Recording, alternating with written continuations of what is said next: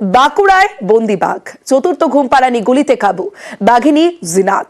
লালগড়ের মতো আর হয়নি, বন্যপ্রাণ অক্ষত। এর জন্য বন দফতরকে অভিনন্দন জানিয়েছেন মুখ্যমন্ত্রী মমতা বন্দ্যোপাধ্যায়।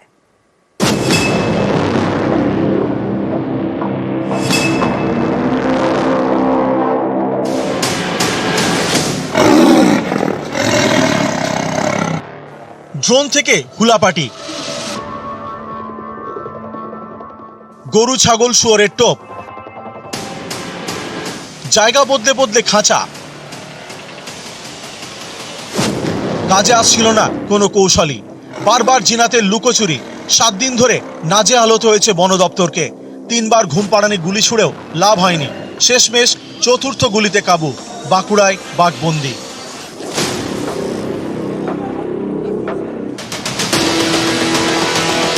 কালকে আমরা 3 বার ট্রাই করলাম, কিন্তু ডার্ট নিল না। কারণটা এটাকে মেরি টাইম এটা রাফিং করে ছেড়ে দিল। আর একটু আন্ধাঘারও ছিল, আর জঙ্গলটা বড় জঙ্গল ছিল। আজকে আমরা একটু গড়ান করে ছোট একটু করে দিলাম, এটা বড় কেজ করে মানে এনক্লোজারের মধ্যে দিয়ে সিঙ্গেল ডার্ট করলাম। ভালোভাবে দারুণভাবে ধরা পড়লো।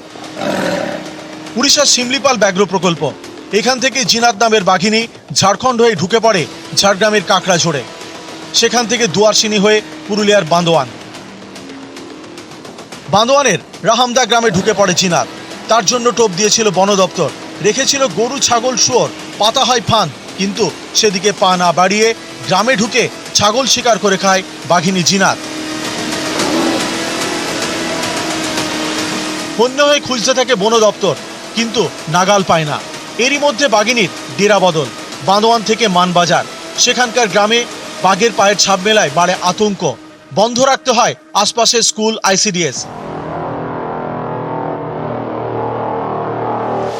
তারপর আবার ডেরা বদল করে জিনাত। জঙ্গলের পথ ধরে পৌঁছে যায় বাঁকুড়ার গোসাইডিহিতে। বাঘিনীকে কাবু করতে তৎপরতাও বাড়ায় বন দপ্তর। রেডিও কলারের লাগাতার নজরদারি, তারপর ঘুমপাড়ানি গুলি। শনিবার 3টি ঘুমপাড়ানি গুলি ছোড়া হয়, লাভ হয়নি। রবিবার সকাল থেকে ফের মনিটরিং। বাঘ যাতে অন্য জায়গায় চলে না যেতে পারে তার জন্য নেট দিয়ে ঘেরা হয় জঙ্গলের নির্দিষ্ট অংশ। শেষমেশ রবিবার বিকেল 3:58, চতুর্থবার ঘুমপাড়ানি গুলি। এতেই কেল্লা ফতে, কাবু জিনাত। স্বস্তি বাঁকুড়ার গ্রামে।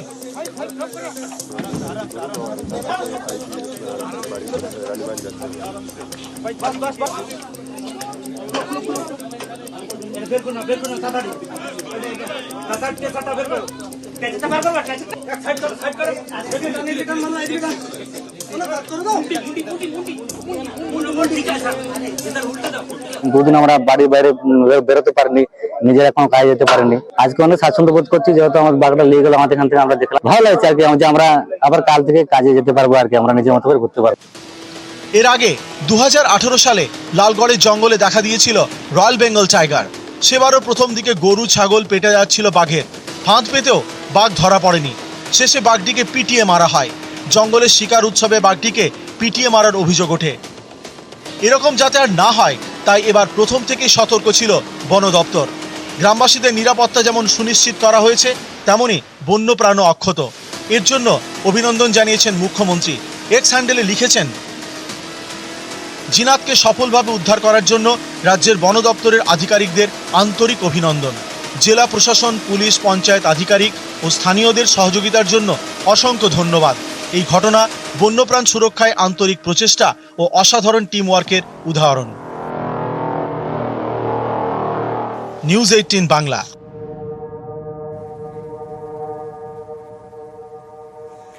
অবশেষে বাগে আনা গেছে বাঘিনী জিনাতকে। 3 জেলা ঘুরে বন্দি বাঘ। ওড়িশা থেকে ঝাড়খণ্ড, ঝাড়খণ্ড হয়ে ঝাড়গ্রাম, ঝাড়গ্রামে ঢোকে জিনাত। আর তারপর ঝাড়গ্রাম থেকে পুরুলিয়ায় ঢোকে বাঘিনী, আর পুরুলিয়া থেকে বাঁকুড়ায় বাঘিনী। প্রায় 315 কিলোমিটার পেরিয়ে শেষমেশ জালে বাঘিনী জিনাত।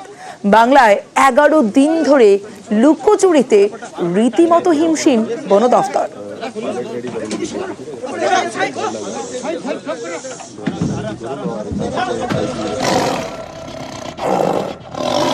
উড়িষ্যার শিমলিপালের জঙ্গল থেকে বেরিয়ে পড়েছিল।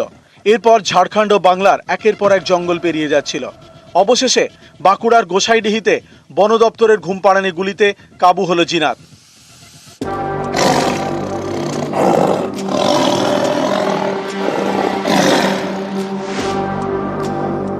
8 ডিসেম্বর রাতে বাঘিনী জিনাত উড়িষ্যার সিমলাপাল ছাড়ে। প্রায় 160 কিলোমিটার পথ পেরিয়ে 9 ডিসেম্বর ঝাড়খণ্ডে ঢোকে জিনাত। 11 দিন ঝাড়খণ্ডের জঙ্গলে কাটিয়ে প্রায় 40 কিলোমিটার পথ পেরিয়ে 20 ডিসেম্বর বেলপাহাড়িতে ঢোকে জিনাত।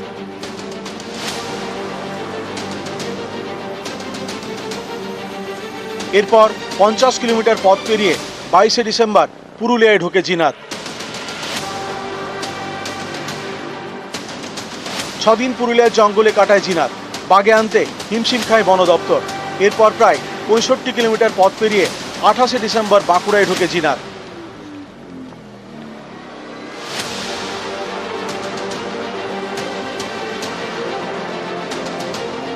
অবশেষে 29 ডিসেম্বর বাঁকুড়ার গোসাইডিহিতে বন দপ্তরের ঘুম পাড়েনি গুলিতে কাবু হয়ে খাঁচাবন্দি হয় বাঘিনী জিনাত।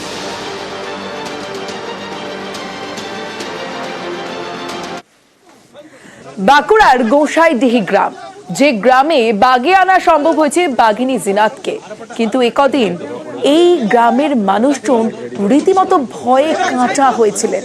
আর বাঘিনী ধরা পড়ায় খুশি গ্রামবাসীরা। খুশি লাগছে, ভয় থেকে মুক্তি পেলাম। ভয় থেকে, বাঘের থেকে মুক্তি পেলাম। জঙ্গলে ছিল বলে ভয় লাগছে? হ্যাঁ, জঙ্গলের পাশেই তো ছিল, তার জন্য ভয় লাগছিল। গরু বাছুরও ধরতো, ছানা বাইরে বেরাতাম, তখনও তোমার ভয় লাগতো। এখন বলছে যে বাঘটাকে ধরেছে। দেখলেন বাঘটা নিয়ে না না, দেখতে পাইনি। ধরে নিয়ে গেল, আমার ভয় সব হয়ে গেল মনটায়। আতঙ্কে ছিলেন? কেন ভয় তখন বাঘ ছিল বলে, আর এখন নিয়ে গেলে ভালো, এখন জানাচ্ছে মনটাও। ছেলেপেলে নিয়ে কি ভয় লাগতো? হ্যাঁ, সামনে বাঘ, বাবারে আমাদের ঘুম হতে ছিল না। ওড়িশার শিমলিপাল, যেখানে থাকে বাঘিনী জিনাত, কিন্তু ওড়িশা থেকে প্রায় 315 কিলোমিটার পেরিয়ে বাঁকুড়ায় এসে পৌঁছায়। এক নজরে দেখা যাক জিনাতের বয়স কত কেজি ওজন। জানা গেছে বন দপ্তর সূত্রে জিনাতের বয়স মাত্র 3 বছর। শিশু বাঘ, ওজন 135 কেজি।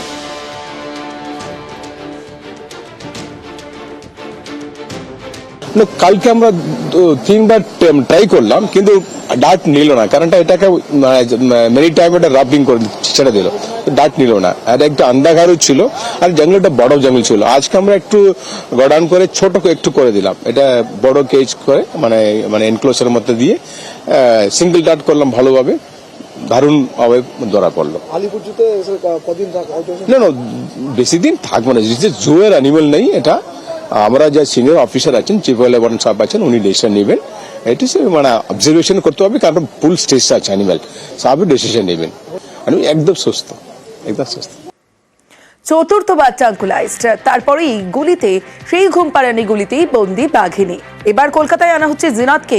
আলিপুর পশু হাসপাতালে স্বাস্থ্য পরীক্ষা, এবং সেই জন্য প্রস্তুতি আলিপুরের এই পশু হাসপাতালে বিশেষ ঘর রাখা হয়েছে। আর কি ব্যবস্থা করা হচ্ছে, সোমবার তৈরি হবে মেডিকেল বোর্ড। কোন কোন বিষয় খতিয়ে দেখবেন চিকিৎসকরা, জানাবে বিশ্বজিৎ রয়েছে আমার সঙ্গে। বিশ্বজিৎ, একদমই দীর্ঘ 1 মাস ঘর ছাড়া বলা যায়, শিমলিপাল থেকে বেরিয়ে এসছে। তারপর বিভিন্ন জেলা ঘুরে, বিভিন্ন জায়গা ঘুরে, একটা পথের যে দীর্ঘ পথ, তাতে যেমন ক্লান্ত, তেমনি নানাভাবে নানা দিক থেকে তাড়া খেয়ে একটা মানসিকভাবে বিপর্যস্ত হয়েছেন। তারপর সবশেষে এই ঘুম পাড়ানি গুলি, বারবার সেই ঘুম পাড়ানি গুলির যে প্রভাব, সেই প্রভাব পড়েছে। আপাতত নিয়ে আসা হচ্ছে বাঘিনী জিনাতকে আলিপুর যে চিড়িয়াখানার বিশেষ পশু হাসপাতাল রয়েছে, সেখানে নিয়ে আসা হবে। তার জন্য ঘর প্রস্তুত করা হয়েছে, এবং আগামীকাল একটা বিশেষ মেডিকেল বোর্ড তৈরি করা হবে। সেখানে বিশেষজ্ঞরা যেমন থাকবেন, চিকিৎসকরা থাকবেন। অর্থাৎ একদিকে তার শারীরিক যে স্বাস্থ্য, সেই শারীরিক স্বাস্থ্য, কারণ ঘুম পাড়ানি গুলির যে প্রভাব, সেই প্রভাব কতটা পরবর্তী 24 ঘন্টা তাকে একটা নজরদারির মধ্যে রাখা হবে। আর এই পর্যবেক্ষণে তাকে এই মানসিক এবং শারীরিক দুই স্বাস্থ্যের বিষয়েই পর্যবেক্ষণ করে দেখবেন চিকিৎসকেরা এবং বিশেষজ্ঞরা। তারপর তার পদক্ষেপ দেওয়া হবে যে জিনাতের জন্য কি চিকিৎসা ব্যবস্থা বা কি কি ব্যবস্থা প্রয়োজন। বেশ বিশ্বজিৎ, কেন এত সতর্কতা, এত ঘেরাটো? লালগড়ে বাঘকে পিটিয়ে মারার ঘটনার জেরে জিনাতের জন্য বাড়তি ব্যবস্থা মনে করছেন বন্যপ্রাণ বিশেষজ্ঞ জয়দীপ কুণ্ডু।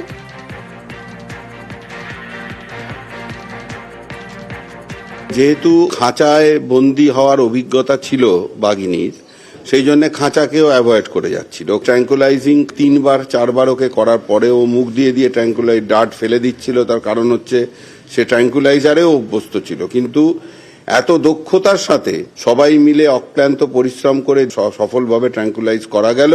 উড়িষ্যা বন দপ্তর এই পুরো ব্যাপারটাকে যেভাবে মেজমার কাণ্ড একটা ঘটিয়েছিল, সেই জায়গা থেকে পশ্চিমবঙ্গ বন দপ্তর তাদের যে অভিজ্ঞতা দিয়ে যেভাবে বাঘটাকে বাঁচালো এবং কোনো রকমের কোনো সংঘাত, কোনো জায়গায় মানুষের সাথে কোনো সংঘাত এতদিন ধরে হলো না, এর সম্পূর্ণ কৃতিত্ব আমাদের বনকর্মীদের এবং বনকর্তাদের। কারণ লালগড়ের স্মৃতি আমাদের মনে এখনো দগদগে হয়ে আছে। লালগড়ের স্মৃতি আমরা কেউ ভুলে যাইনি।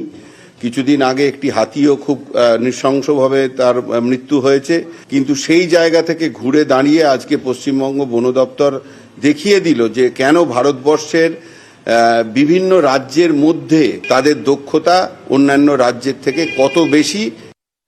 জিনাতকে নিয়ে আসা হচ্ছে আলিপুরের পশু হাসপাতালে।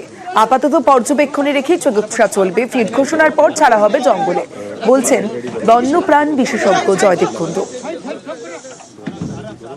ভেটেরিনারি ডক্টরস যারা আছেন তারা ওর পরীক্ষা করবে, তাকে একটা সময় দেয়া হবে, সেই সময়টা পুরোটা তাকে অবজার্ভ করা হবে যতক্ষণ না তার ঘুম পাড়ানি ওষুধের সম্পূর্ণ রকম এফেক্টটা তার শরীর থেকে বেরিয়ে যায়। সে পর্যাপ্ত পরিমাণে খাওয়া দাওয়া করছে কিনা, জল খাচ্ছে কিনা, এই জিনিসগুলো অবজার্ভ করে দেখবেন। এটা তো একটা ডাক্তারদের কল, ডাক্তাররা সেই কল নেবেন এবং আমাদের পশ্চিমবঙ্গের যে মুখ্য বনপাল রয়েছেন তিনি এই বিষয়টা দেখে তিনি যখন ডাক্তারদের কাছে নিশ্চিত হবেন যে হ্যাঁ এবার বাঘকে তার জঙ্গলে ছেড়ে দেওয়া যাবে, তখনই তাকে আবার জঙ্গলের দিকে রওনা করা। বাগে আনা গেছে বাঘিনী জিনাতকে। তাকে নিয়ে আসা হচ্ছে কলকাতার পশু হাসপাতালে। সেখানে চিকিৎসক টিম তৈরি করা হয়েছে, পর্যবেক্ষণে রাখা হবে এবং তার চিকিৎসার পর ছেড়ে দেওয়া হবে জঙ্গলে। অন্যদিকে মেটেলি ব্লক, সেখানেও চা বাগানে বসে চিতাবাঘ। ছবিটা দেখুন প্রথমে। মেটেলি ব্লকের আইবিল চা বাগানের ছবি, সাতখাইয়া ডিভিশনের 22 নম্বর সেকশনের ঘটনা।